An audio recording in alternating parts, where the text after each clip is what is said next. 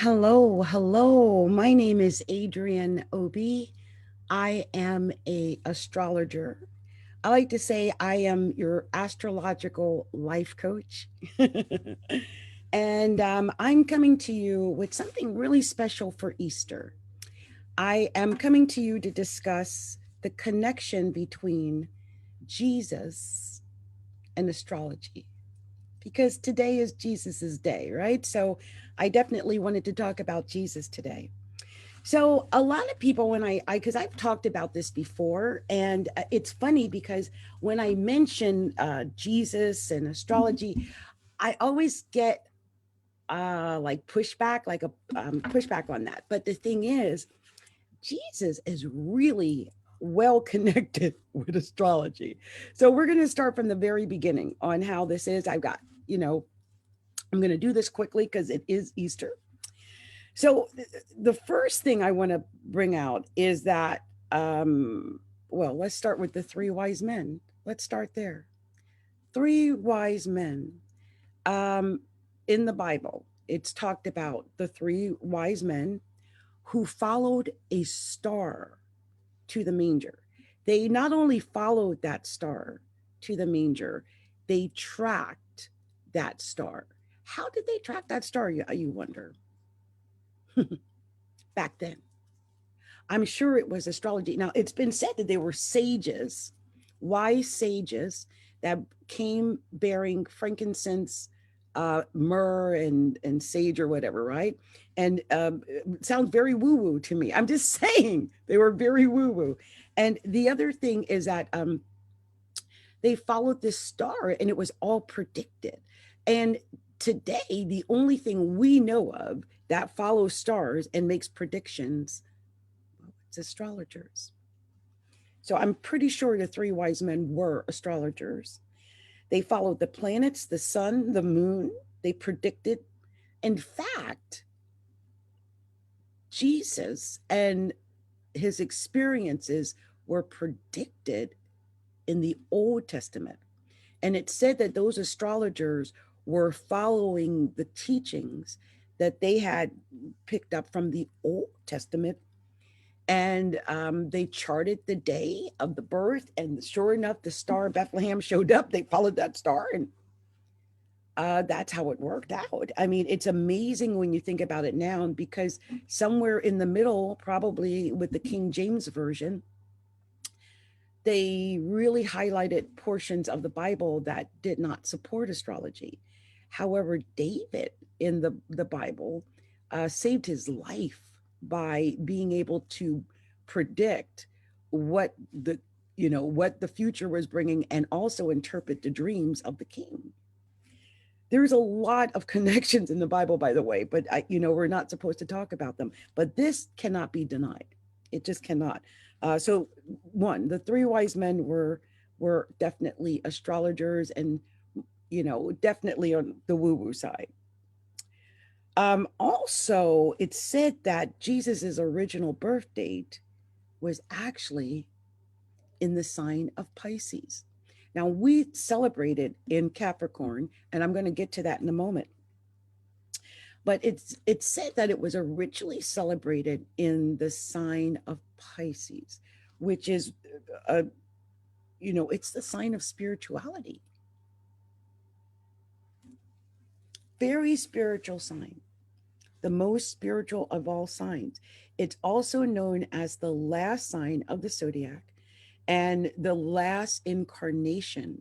So the fact that Jesus, he lived and died in one, fell swoop like that, that's the last incarnation.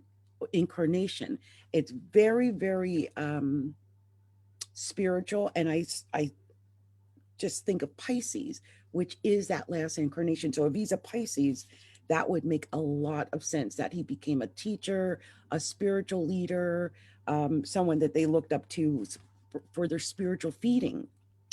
Also, they moved his birth date.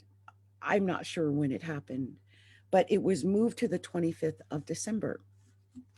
So let's stop for a second. Numerology and astrology, like to mix them together. 25th of December has a very significant meaning in astrology and numerology. First of all, 25 breaks down to seven. Seven in numerology is Pisces. We're back to Pisces. We're back to spirituality. It's the most spiritual numerology number you can get. Seven. I'm actually a seven, which is probably why I'm an astrologer and a spiritual person.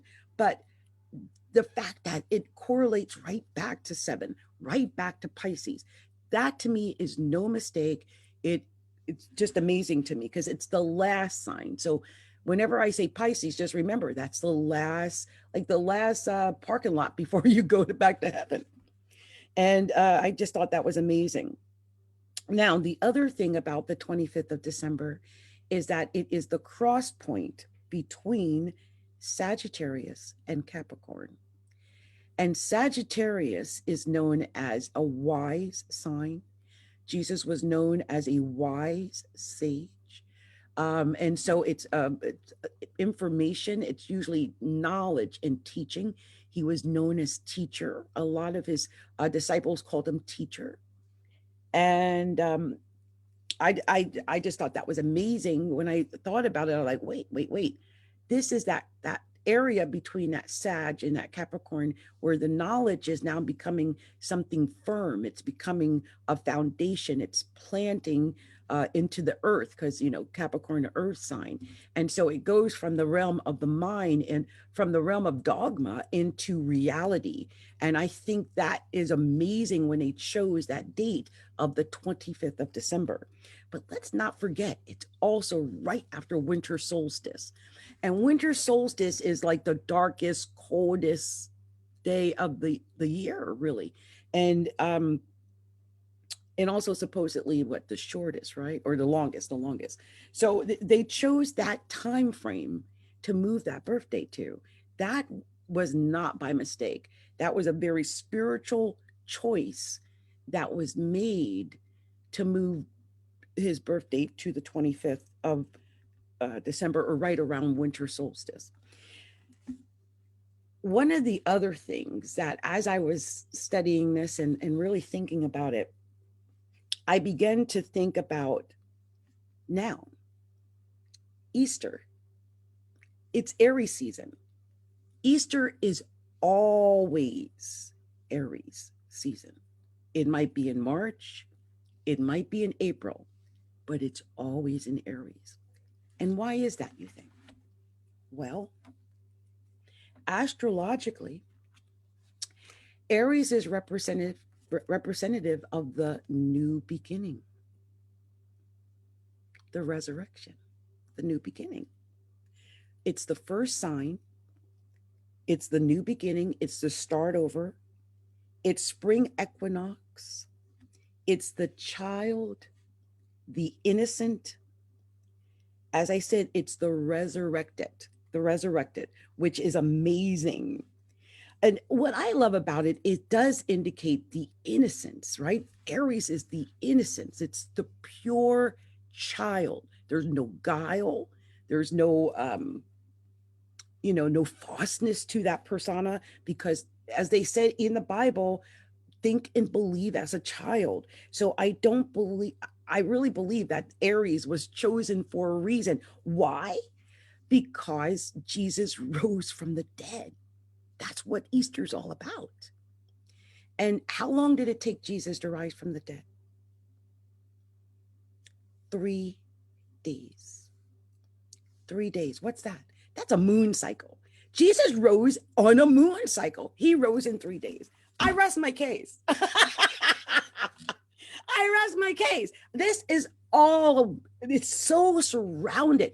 Also, Aries season is spring equinox. So we go from winter solstice to spring equinox. We have the dark time, and then we have the new beginning, the rise again. He has risen. And when I think about the new beginning and I think about Aries season and I think about it being spring and the plants are coming and it's all a new beginning, we start again. That's what Jesus represents. for all of us. That's what that resurrection was all about, that new beginning, starting over, washing away the past, washing away what doesn't work, washing away the evil, going back to thinking as a child. I said, think as a child, speak as a child, believe as a child, whatever. And all of that is embodied in Easter during Aries season. So I just think it's amazing. If you want to go deeper into this, I'm probably going to go deeper into this when I and write about it a little bit more. But I just thought it was interesting because we have the rising, we have that new beginning, and no matter when Jesus was actually born, it shows that I believe he was born on the in the Pisces season, which is the ending, knowing he was going to live and die for our sins, and that it ended in the Aries season because in the 3 days that it took for him to rise during the moon cycle, it started a new beginning. And it gave new faith and new belief and new opportunities. And even to this day, 2,000 years later, we're still celebrating Easter. We're still celebrating that new beginning. And I just think that's incredible. So, this is my story. I wanted to share this with all of you. And, I just realized I didn't say what I wanted to say in the beginning of this, which I had planned it and I thought I would have it all together and ready, but I forgot to let you guys know about something. And I'm going to tell you in 1 second because I have to make sure I got it exactly right before I say it. And I'm going to just check and see if there's any questions or any comments that I didn't look at because I've been so busy just kind of explaining all of this to you. So let's see here. Here we go. So the thing I forgot to tell you is that I am Adrienne Obi, an astrologer, a tarot reader, a spiritual coach, and a sacred soul light healer. I am a co-author of the upcoming book, The Soul Legacy Journal, Spiritual Awakening Stories of 365, plus a soul-guided instructor at the Spiritual Business Woman Network. And I just wanted to let you know that I'm a Western intuitive astrologer with over 40 years of experience.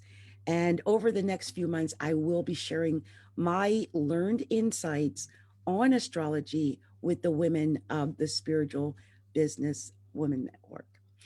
Most of what I have to share comes from my many years of experience and actual case studies with prior clients and just my thought processes and my own studies and stuff like that. So I want to thank everyone who has taken the time to listen to this.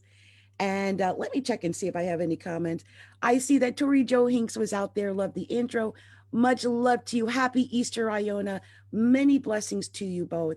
And it's been my pleasure to do this today. Happy Easter to everyone out there. I thought I would go over, but I didn't. I actually went short because it's such an easy, cut and dry situation. It really is. There is one other thing I will do. I'll do this one. I'll do you this one favor. Since we're talking about astrology, and I still have a couple of minutes, and I love to deal and delve into the deep levels of things because it's what I do. So let's see. Is this one? This may not be it. Okay, here we go. And then I will actually depart after I do this. Because to me, I can get going and I can study and go on and on with this because it's so interesting. So the thing I wanted to share with you was the number 25 in numerology and what it means according to Linda Goodman's star signs. 25 bestows spiritual wisdom gained through careful observation of people and things, and worldly success by learning through experience. Its strength comes from overcoming disappointments in early life and possessing the rare quality of learning from past mistakes. The judgment is excellent, but it's not a material number. Therefore, financial benefits of a substantial nature must be gained through other compound numbers and da da da da da. But again, it's about the spirituality. It's a very spiritual number. And Jesus was born apparently for a very spiritual purpose. And, I believe it was to begin, and many religious people believe it was to create that new beginning. He's known as the great intercessor, that his death resulted in the new beginning, which is why there's the Old Testament and the New Testament. Jesus is representative of that new beginning of the New Testament. It's all based on him living and dying for our sins. That's what that religion is all based on. So I just wanted to share this. I would, anyone have any questions or like to contact me with, any insights, feel free to do so. It's been my pleasure today. Much love, much light, many blessings to you. And I promise I will put the intro in the beginning next time. Many blessings. Mwah. Happy Easter to you. Happy Easter to everyone. Bye. That's so funny. Let me make sure I get rid of this here. Okay, much love to you. Bye.